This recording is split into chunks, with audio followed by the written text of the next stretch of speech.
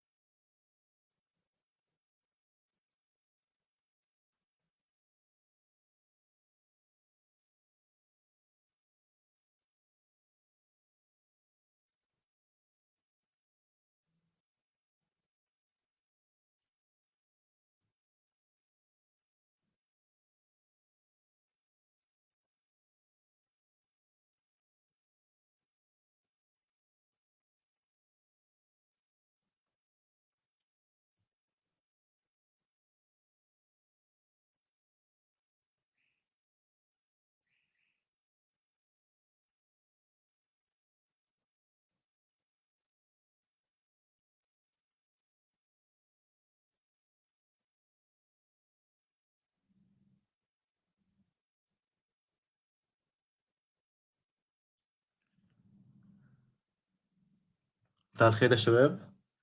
انا باشمهندس بشير.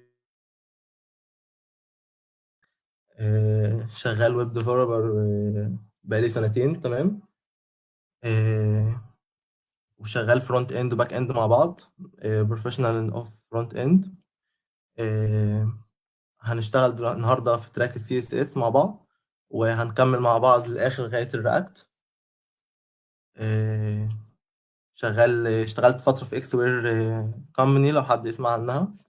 آه، هنشتغل مع بعض بفريم ورك رياكت السي اس اس مع بعض، تمام. ده الكونتنت اللي هناخده النهارده. آه، كل واحده فيهم، تمام. مبدئيا ايه هو السي اس اس؟ ده الستايل بتاع الصفحه. ازاي يظبط الالوان، ازاي يظبط الخط، ازاي تظبط الكولوم بتوع الصفحات.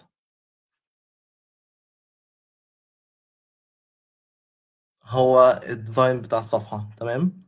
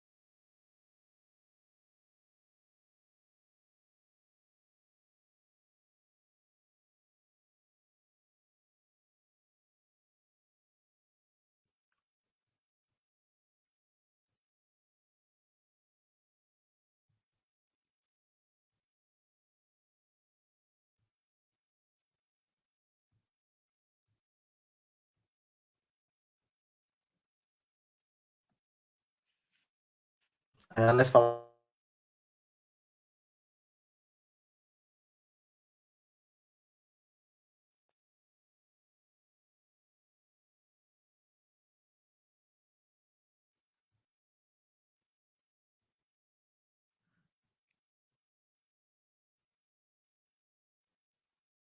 تمام. هنبدا السيشن بتاعنا سي اس اس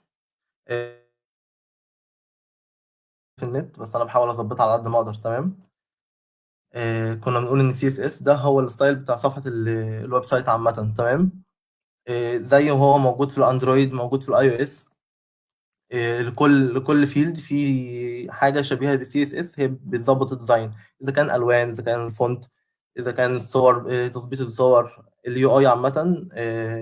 هو اللي بيشتغل بالسي اس اس. تمام.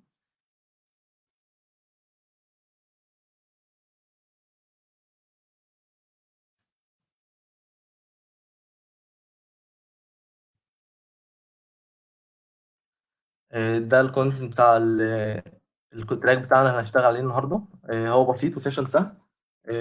وان شاء الله لو في اي اسئله انا معاكم. تمام. هنعمل بيج، هنكريت بيج مع بعض.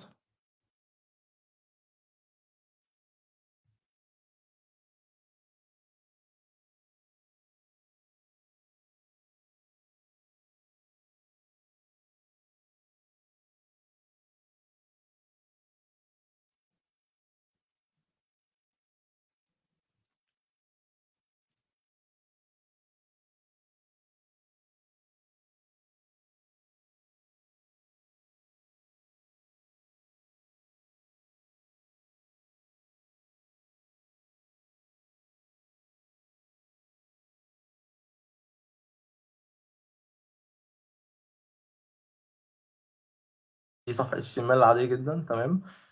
آه، هنجرب نعمل ديف. ده خلينا في HTML. تمام. حاجه بسيطه كده هنجرب عليها تيست ب CSS. تمام. ازاي نظبط الفونت بتاعه، ازاي نخلي في باك جراوند لكل آه، باراجراف، اذا كان كل بوكس. تمام.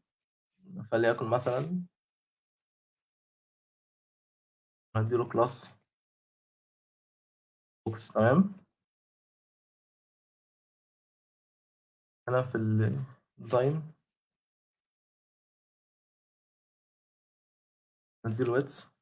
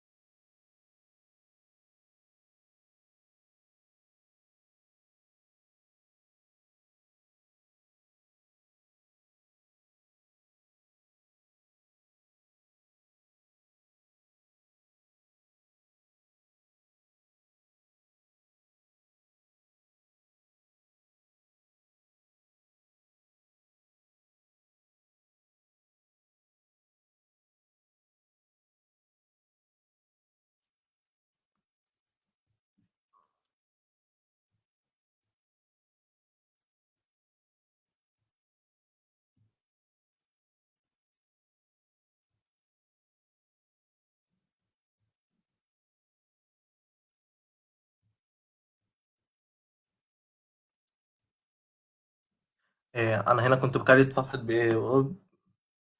صفحه HTML عاديه، بس هو كان في مشكله في الشير سكرين عندي. عملت ديف واديت له ويتس بس. تمام. هديله هايت برضه من بيكسل. باك جراوند اي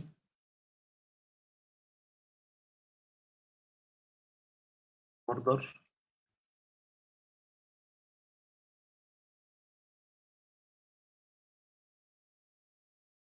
خلينا نشوف.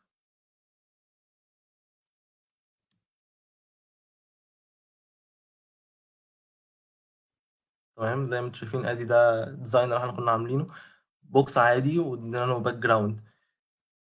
ايه هو الباك جراوند؟ باك جراوند ده اللون، تمام، والبوردر ده اللي هو المفروض الحيز ده البوردر بتاع البوكس دوت، تمام، والويدث والهايت، تمام.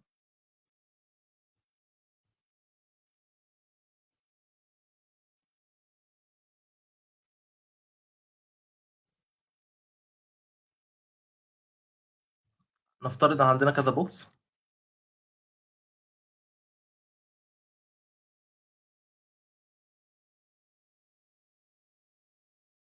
كده هينزلوا تحت بعض. هعمل لود للصفحة، تمام. آه انا عايزهم يكونوا جنب بعض. طب دي يبقى عندي مشكلة في السي اس اس. طيب حل ازاي؟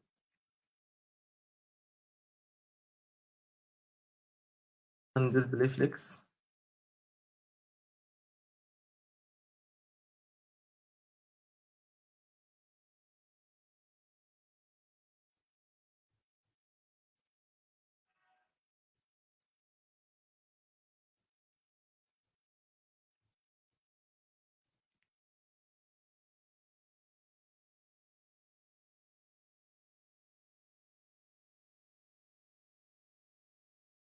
عشان الكلام برضه يبقى في النص، تمام. وهنستخدم فلوت ليفت. هي فلوت، فلوت دي لو في اي بوكس جنب بعض، تمام، بديله فلوت ليفت، دي معناها خليهم ليفت جنب بعض بالتساوي مع بعض، تمام. لو رايت هيكونوا من الناحية التانية، لو انت حسب تكتب عربي او انجلش، تمام. لو هنجرب كده اهو، كده تمام، ده اللي احنا كنا عايزين نعمله، تمام. وعايزين مسافة في النص، نعمل مارجن. طيب المارجن والفلوت احنا شرحنا فلوت، تمام. المارجن دي هنشرحها قدام، ايه هو المارجن وكل تفصيل فيها هنشرحها قدام، تمام. لو جينا هنا عند الصفحة وعملنا انسبكت،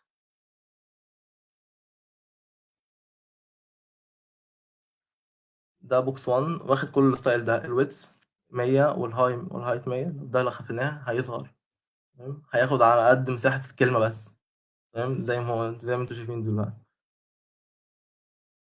بس انا بديله هايت وويست واللون، وده البوردر والديسبليكس فليكس. وبرضو عشان يكون في النص لازم دي عشان ما يكونش من فوق خالص. وفلوي ليفت، الفلوت ليفت دي اللي هما يخليهم جنب بعض، تمام.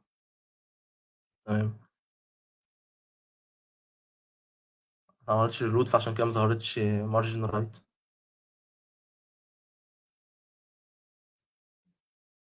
دي اول حاجه في اللي اوت اللي احنا كنا عايزين نشرحها، ازاي تعمل بوكس جنب بعض بالسي اس اس، تمام.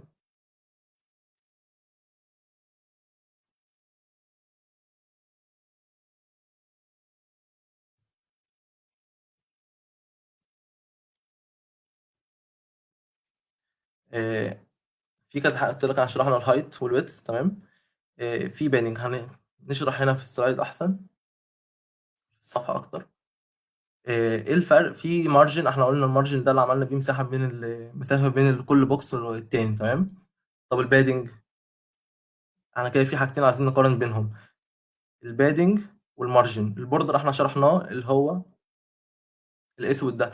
طب هل احنا عاملين ويتس 100، هل البوردر واخد من مساحة ال100 ولا لأ؟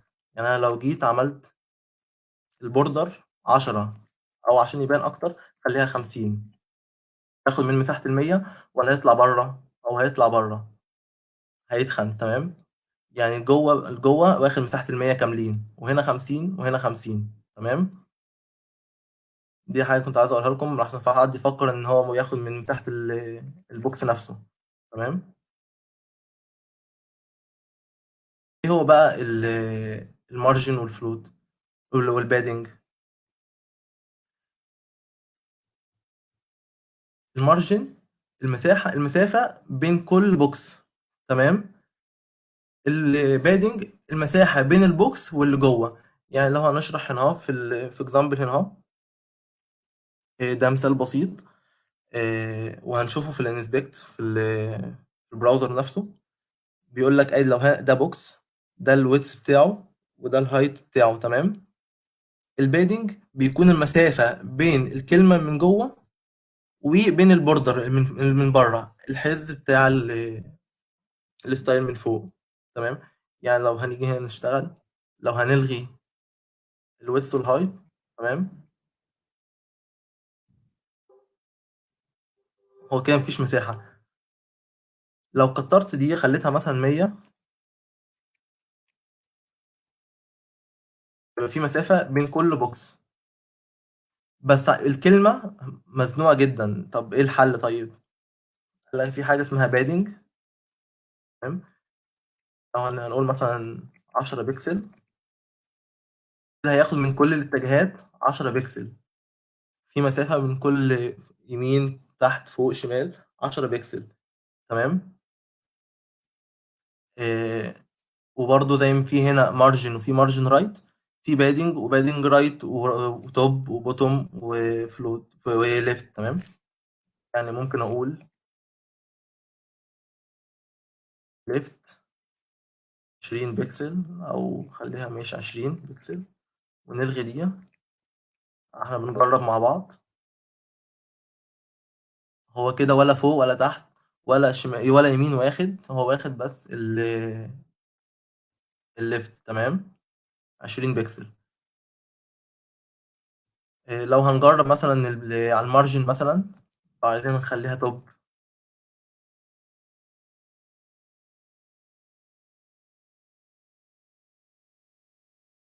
هما طلعوا فوق، تمام. بس دي ما يستحسن، مش يستحسن ان احنا نستخدمها، خليها مارجن بس. والمسافات بنستخدمها في حاجات تانية احسن، تمام. مش 100 يعني، خليها 10، تمام كده.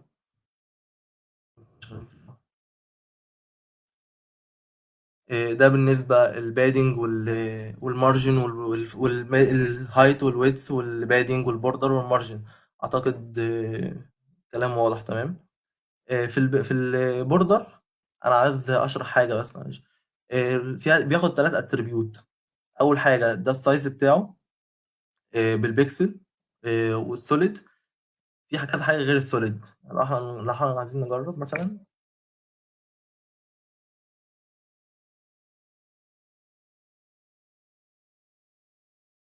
لو هنقول مثلا ده ألوان ألوان، مش أي لون بعد كده.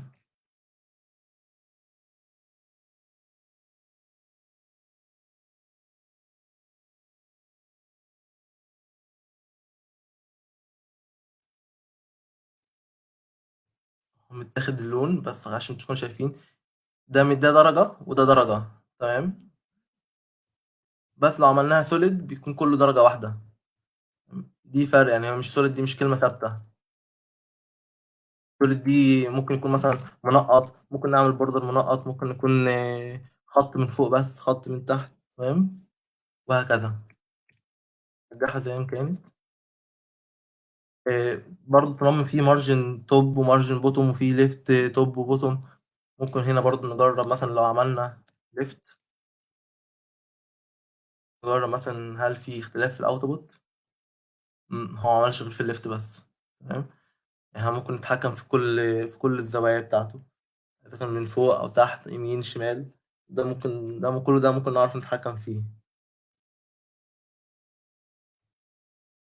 نكمل بقى السلايد بتاعنا. ده احنا شرحناه الويدث وال هنخش على البادنج ده المسافة بين التكست من جوه الديف أو البوكس والتكست، تمام. المارجن المسافة بين كل ديف أو كل بوكس، تمام. ده اتشرح. دلوقتي هناخد حاجة تانية. لو عايزين مثلا نطبق على المثال نطبق عليه كل اللي فات، ازاي يكونوا جنب بعض أو تحت بعض أو في آخر الصفحة. تمام، تعالى نجرب. احنا عندنا 3، هنحطهم كلهم في ديف كبير. نعمل كلاس اسمه اكس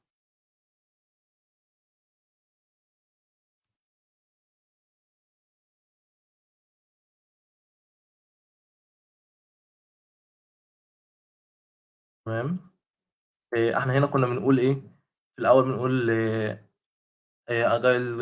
اجايل ايتم سنتر، تمام، عشان يكون التكست في نص الصفحه. طب دلوقتي لو هنمسك ده الكلاس الديف الكلاس بتاعه اسمه فليكس، كل ده هيكون بالنسبه له ايه؟ ايتم. تمام. يعني لو ادينا له اتريبيوت ايتم سنتر، كل ده هيكون في السنتر. تمام. عشان نفرق من كل ديف وديف هندي كل واحد كلاس مختلف. يعني فليكن ده واحد، عشان نعرف نفرق بينه وبين، نغير الالوان عشان نعرف نفرق بين كل واحده فيهم. تمام. ده ما عندناش مفيش كلاس في الاول.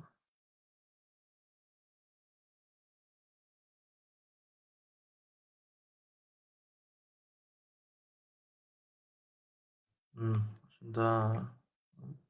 تمام كده اهو.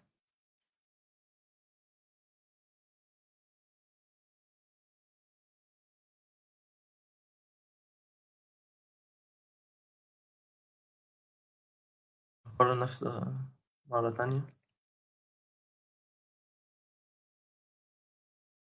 تمام.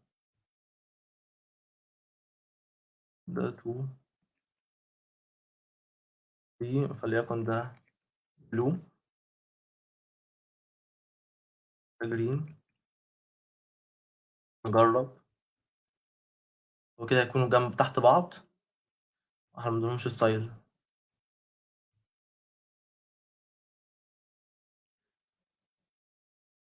ناخد ده.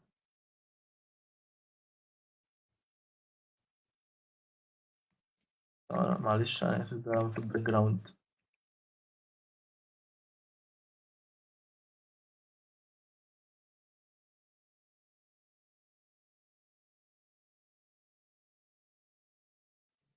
وهديله سايز.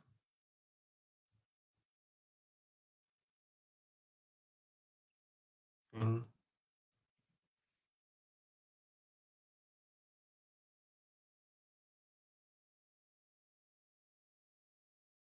هديله 4 2 بوكس تانيين. نجرب نشوف طيب كده الاوت بتاعنا ايه. تمام. دلوقتي عايزين ايه؟ نراجع نفس اللي عملناه عشان يكون في كذا مثال تاني ازاي نخليهم جنب بعض او تحت بعض بكذا طريقة. تمام. احنا عملنا من فوق باي سنتر،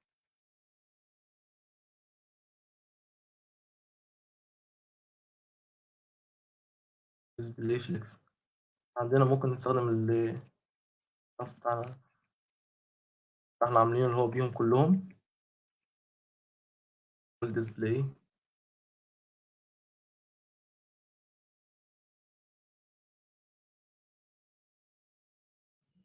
تمام بيه جنب بعض. تمام. ممكن نستخدم دي.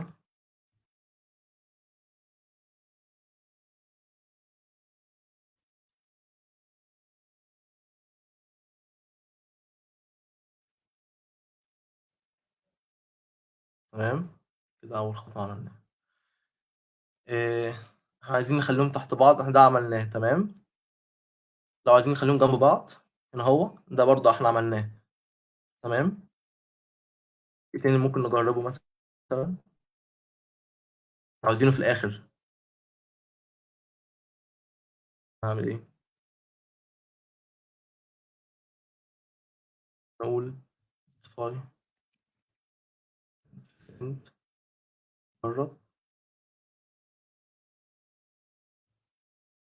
مغيرش حاجة.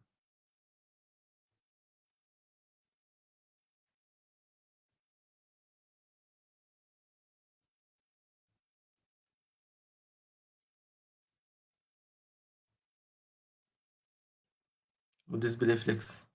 تمام. ده اللي احنا شغالين بيه في الأول.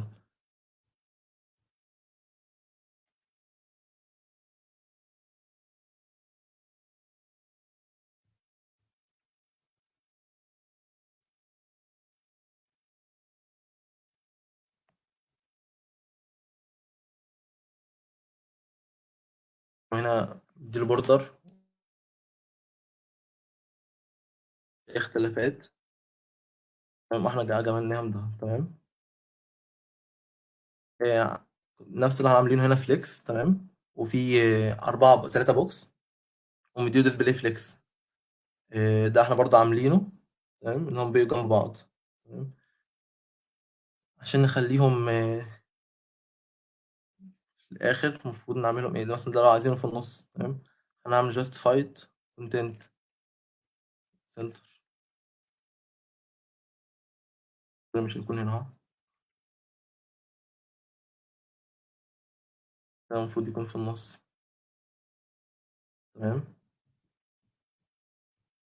ده بيقول الكونتنت اللي فيه خلوه لي في النص. ايه هو الكونتنت اللي فيه؟ اللي هو البوكس 1 وبوكس 2 وبوكس 3 تمام. هو ده المفروض يكون في النص، عشان كده استخدمنا justified center. ولو بالنسبة للتكست فاحنا خليناه align item خليناه center تمام. طب احنا عايزين نعمل مسافة بين كل div، هو كده لازقين جنب بعض، مش محتاجين نعمل مارجن عشان مارجن في المسافات كده كلهم هيجوا يمين خالص او شمال خالص. فاحنا عايزين نعمل مسافات متساوية نص الصفحة. ايه اللي ممكن نستخدمه؟ نستخدم حاجة اسمها justify center content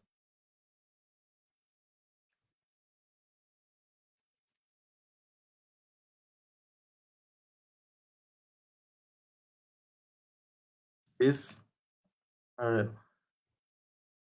دي بيعمل مسافة بينهم، مسافات متساوية تمام. طب هي مش متساوية يعني، بص في الأول هنا في الشمال مش قد اليمين مش قد هنا، وهنا في يعني في النص أكبر من الأطراف. لا هي بس دي متاخدة المسافة اللي هنا اهو متضاعفة مرتين، مرة بتاعت الخضراء ومرة بتاعت الزرقاء تمام، وهكذا هنا اهو برضه. طب لو عايزينها هي بالظبط نعمل إيه؟ between. دي بتعمل مسافات متساوية بين الكل. سوري حاجة تانية كده خليهم في الأطراف. هي between بس من غير.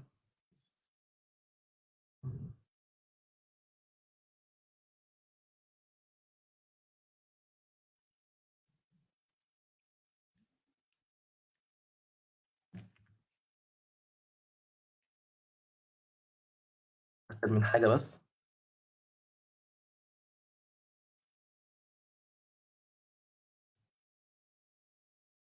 تمام، هو بياخد الاتنين. عايزين مثلا نجرب.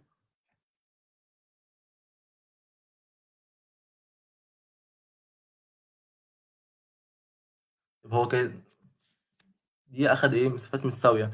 الشمال هنا اهو قد اليمين هنا اهو، واليمين دي قد الشمال هنا اهو، وهكذا. مش بتوين دي ما سابتش اي مسافات. سبيس انيفل تمام. هي دي بتعمل مسافات متساويه بين اي بوكس تمام. الكالر عملنا ظبطنا بيهم الالوان وعملنا مسافات بين البوكس تمام.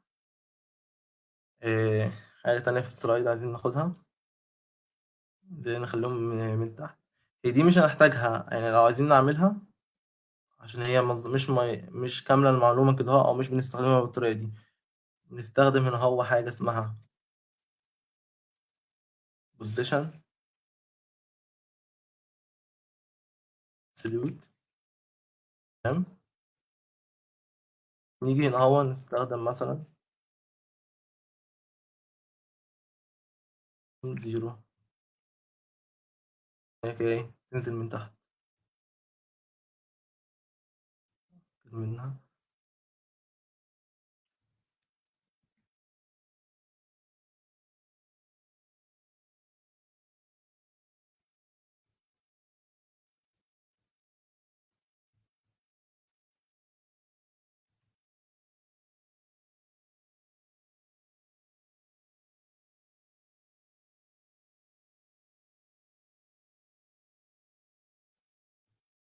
احنا قفلنا دي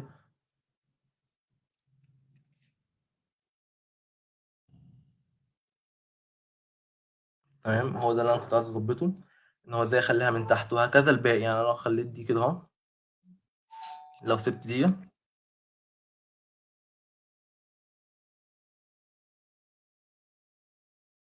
سوري ثانية واحدة.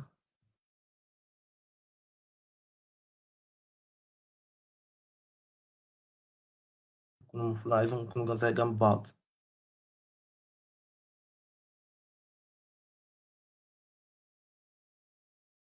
تمام، هو ده اللي انا كنت عايز اعمله. تمام.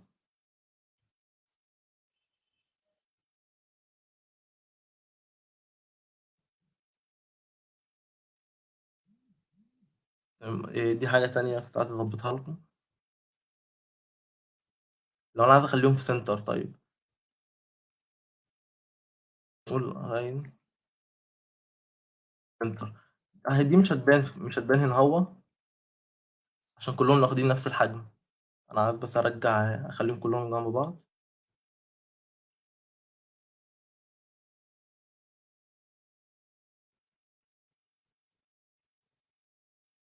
تمام، مش هيبان عشان هم كلهم قد بعض، بس انا عايز اعمل اللي هي موجودة في السلايد دي. كلهم يكونوا كلهم في حيز بعض بغض النظر عن مساحاتهم او مسافاتهم. تمام. هغير السبيس بتاعتهم، يعني اخلي دي مثلا فين فين. وانا ضفت دي الاين سنتر عشان يكونوا في النص. نجرب. تمام، هو ده اللي انا كنت عايز اعمله. من غير دي الاين ايتم سنتر، هم هيكونوا كلهم في التوب من فوق. وليه ثانية واحدة.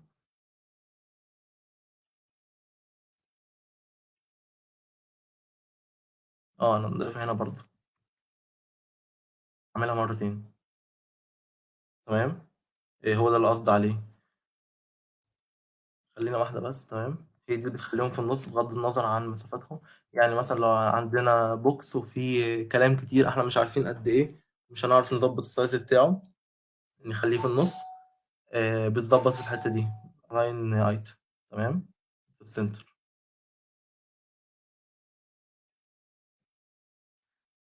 تمام. هو سيشن كان صغير، ولو في أي أسئلة أنا معاكم. شكرا جدا إن أنتوا كنتوا معانا. معاكم باشمهندس بشوي باسم، ومستني أسئلتكم.